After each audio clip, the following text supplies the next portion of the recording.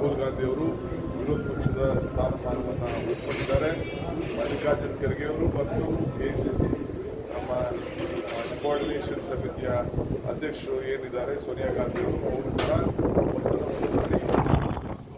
ಜವಾಬ್ದಾರಿಯನ್ನು ಕೊಟ್ಟಿದ್ದಾರೆ. ಪ್ರಜಾಪ್ರಭುತ್ವ ಉಳಿಸಲಿಕ್ಕೆ, ಸಂವಿಧಾನವನ್ನು ಉಳಿಸಲಿಕ್ಕೆ ರಾಹುಲ್ ಗಾಂಧಿ ತೆಗೆದುಕೊಂಡಂಥ ದಿಟ್ಟ ಹೋರಾಟ ಇವತ್ತು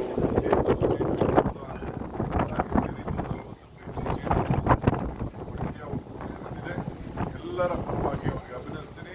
ಈ ದೇಶಕ್ಕೆ ಒಂದು ದೊಡ್ಡ ಫೌಂಡೇಶನ್ ಆಗ್ತದೆ. ನೋಡಿ, ಇದರಿಂದ ಅರ್ಥ ಆಯಿತು ಬಿಜೆಪಿಯವರು ಎಲ್ಲ ರೈತರ ವಿರೋಧಿಗಳು. ಏನು 2 ರೂಪಾಯಿ ಜಾಸ್ತಿ ಆಗಿದೆ ಅದೆಲ್ಲ ರೈತರಿಗೆ ತೋರಿಸ್ತಾರೆ.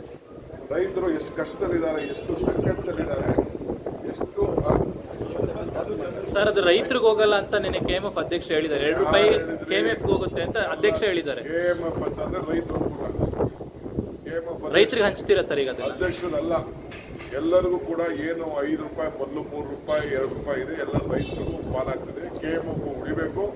KMF ಅಂದ್ರೆ ರೈತರು ಒಕ್ಕೂಟ, ರೈತರಲ್ಲಿ ಇರೋದು, ಯಾರು ಬೇರೆ ಯಾರು ಒತ್ತಕ್ಕೆ ಯಾರು ಇಲ್ಲ, ರೈತರೇ ಇರೋಂಥದ್ದು. ರೈತರಿಗೋಸ್ಕರ ಇವತ್ತು ಸಹಾಯ ಆಗ್ತಾ ಇದೆ. ಇನ್ನು ನನ್ನ ಪ್ರಕಾರ ಇನ್ನೂ ಜಾಸ್ತಿ ಮಾಡಬೇಕಾಗಿದೆ. ನಾನು ಹೇಳ್ತಾ ಇದ್ದೀನಲ್ಲ, ಯಾರು ಬೇಕಾದ್ರೆ ಕಾಂಟ್ರವರ್ಸಿ ಮಾಡಲಿ, ಯಾರು ಬೇಕಾದ್ರೆ ಬರಲಿ, ಎಲ್ಲ ರೈತರು ಕೇಳಲಿ. ರೈತರ ಪರಿಸ್ಥಿತಿ ಎಲ್ಲ ಇದನ್ನೆಲ್ಲ ಮಾರ್ಕೊಳ್ತಾ ಇದ್ದಾರೆ, ಹಸುಗಳನ್ನೆಲ್ಲ ಮಾರ್ಕೊಳ್ತಾ ಇದ್ದಾರೆ. ಸಾಕಾಗಿದೆ. 10, 20 ನಿನ್ನೆ ತಾನೇ ಮಂಗಳೂರಿನ ನಮ್ಮ MLAಗಳು ಅವರೆಲ್ಲ ಸಿಕ್ಕಿದ್ರು ನನಗೆ. ನಮ್ಮ ಅಶೋಕ್ ರೈ ಹೇಳ್ತಾ ಇದ್ದ, ಅವ್ರ ಮನೇಲಿ ಎಷ್ಟೋ ಹಸುಗಳಿರ್ತದೆ, ಈಗ 2 ತೀರಿಸ್ಕೊಂಡಿದ್ದಾರಂತೆ. ಯಾರು ತರ್ಕೊಳಕ್ಕಾಗ್ತದೆ. ರೈತರಿಗೋಸ್ಕರ ಬಿಜೆಪಿಯವರ ರೈತರ ವಿರೋಧಿ ಧೋರಣೆ ಇದರಿಂದ ಹೆಚ್ಚಿಗೆ ಕಾಣ್ತಾ ಇದೆ. ಅವರೇ ಒತ್ತಾಯ ಮಾಡಬೇಕಾಯ್ತು. ಅಮೂಲ್ಯಲ್ಲಿ ಎಷ್ಟಿದೆ, ಮಹಾರಾಷ್ಟ್ರದಲ್ಲಿದೆ ಎಷ್ಟಿದೆ, ಬೇರೆ ರಾಜ್ಯದಲ್ಲಿ ಎಷ್ಟಿದೆ, ಫಸ್ಟು ಅದನ್ನು ತಂದು ನೋಡಲಿ. ಫಸ್ಟು ರೈತರು ಬದುಕಿಸುವಂಥ ಕೆಲಸ ಮಾಡಲಿ.